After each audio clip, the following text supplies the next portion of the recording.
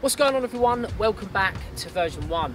Now, you join me out here today in this beautiful day, a little bit windy, so apologies for that on the audio in advance, but we're delving into the boost leak a little bit further. If you follow me on the socials and stuff, you know that I smoke tested the Meg recently before its MOT and we had a boost leak. Now, I'm 99% sure that is because of the forward spacer valve, which I've removed in my previous video, but just in case, to change all of the plastic internals, we're going to install one of these. The GFB diverter valve. Now, I had one of these on the Clio and I rated it, so like I say, replaces all the plastic internals on the standard part. So let's get to installing this and unboxing it.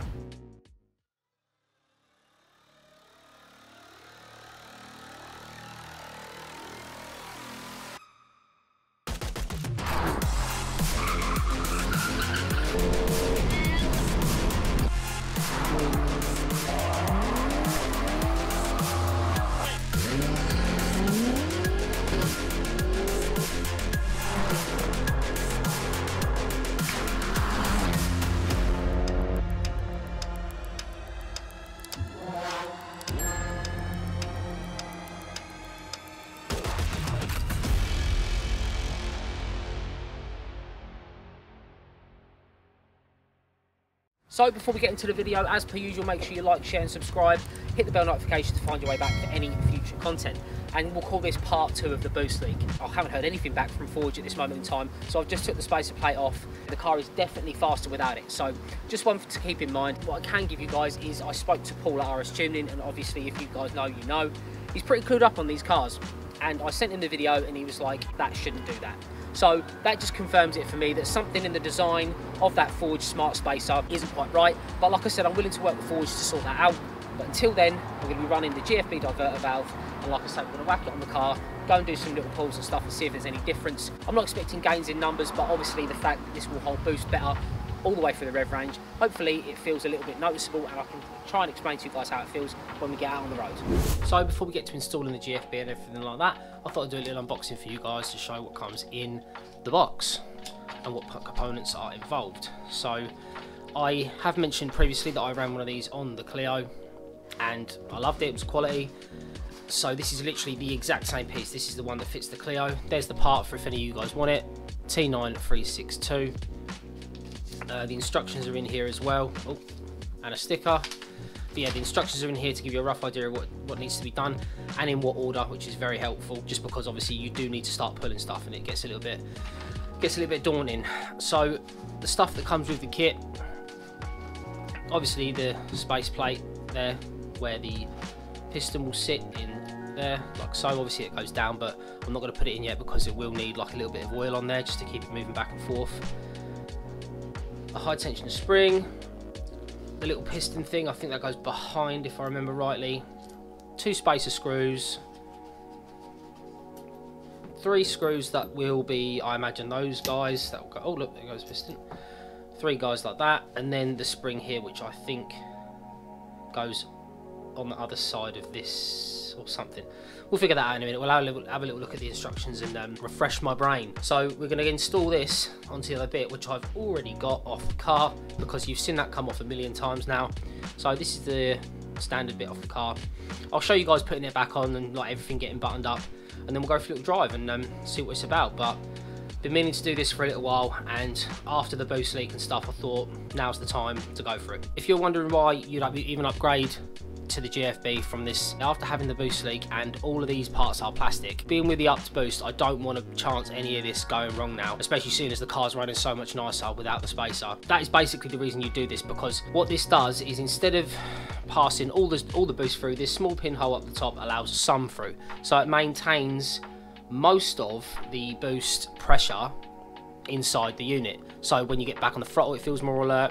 When you're going between gears, especially for a manual car, you're back on boost sooner, and apparently it just holds boost better everywhere in general anyway. Really, this is a long time coming for the Meg, especially after obviously messing about with those spacer plates and stuff. So let's start pulling this apart and get scary. Right, so after referring to the instructions here, that's the order that the piece goes in, and it's saying up here, like I just read through these instructions. So now I've got to pull off this piston, which is scary. I've got to pull this off and then remove this O-ring, so I'm going to do that now and hopefully not break anything. There we are. So save that for later. Hey, Oh, okay, so that's the easiest way to do it. So if you take the O-ring off first, you can just pry this little plastic piece, the piston and everything's in there, and you can literally just pry this little piece here, and then it pops off. That cap, that was why the piston wasn't coming out, because it was being held in. So the instructions aren't completely direct for this one, which I wish I knew sooner, because I was pulling at the piston. So yeah, don't pull at the piston, flick the O-ring off first, and then you can get yourself a little screwdriver, pop this, which releases this, and then this went flying over there. Right, so it's saying replace this spring with the new one on here, like so. And then the piston goes on the back there, nice. And then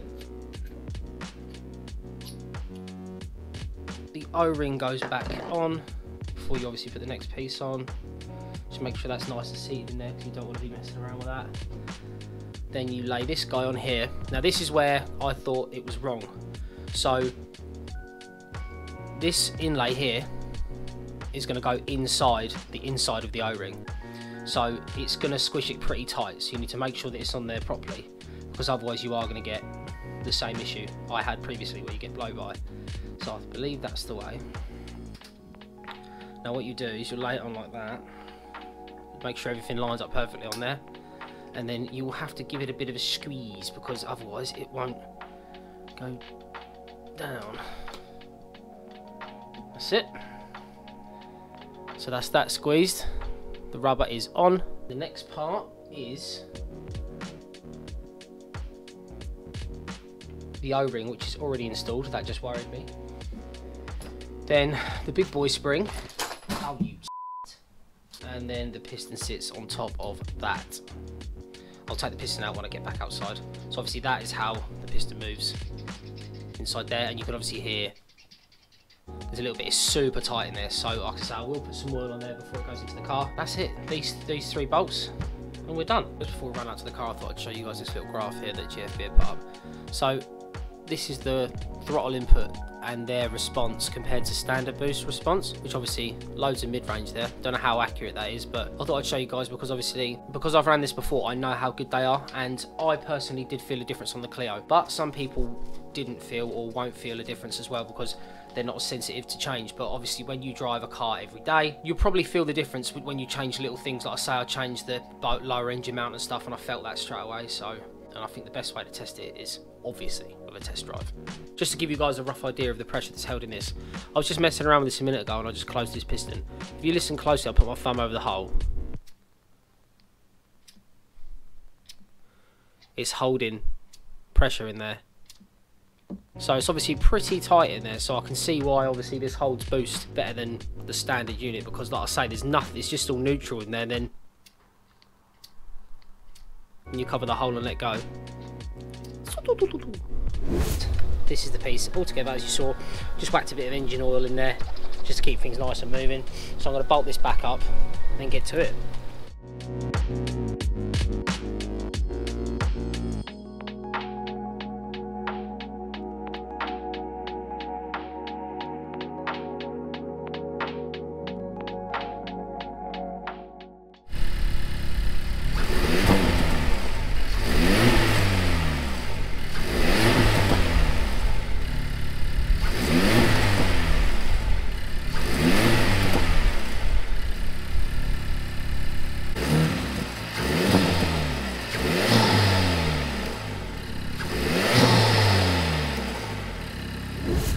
Right, so I've let the car warm up a little bit, so let's get it in sport mode and see the difference.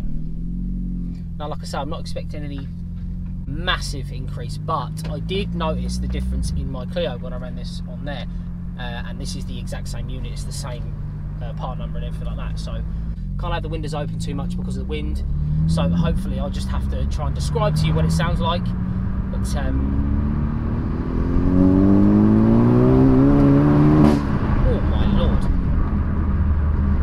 that's interesting. Okay, so it still makes the noise, but it doesn't resonate as much. The only way I'm going to have to do an impression of it to explain, because you probably can't hear it. So before, it used to go like that. It would flutter a couple of times, whereas this time, it's kind of just going, but that felt bloody hooked up. Like, that was just a little pull in third gear. Let's do second. Let's spin the second. Ah! Traffic. What the f are you doing, mate? Okay, so yeah, first impressions. It's definitely quieter. The intake's still there, which is nice. Oh, but it feels so strong through the rev range. That feels really good. I'm not saying I'm going 10 horsepower, 15 horsepower, but the strength of how it comes on, if that makes sense, the strength of how it comes on boost is really nice. It just comes on so quick.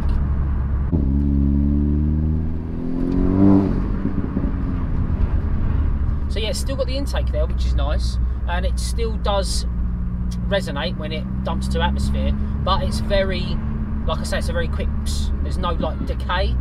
That's the only way I can really describe it. Before, it would kind of go like a couple times, not flutter, but it would boost to, leave to atmosphere a couple times, but it kind of just goes once now, and it kind of ends quite dead. So, hopefully I'll turn the mic around and see if you can hear it. Oh. But so far I'm impressed. I can definitely feel the difference. If it hooks up, I'm probably going to spin second and go to third.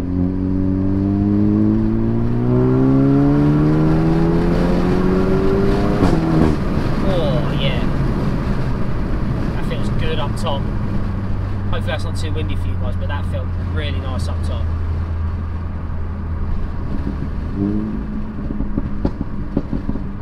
Making a lot of noise. I think that's just because the boost is right now.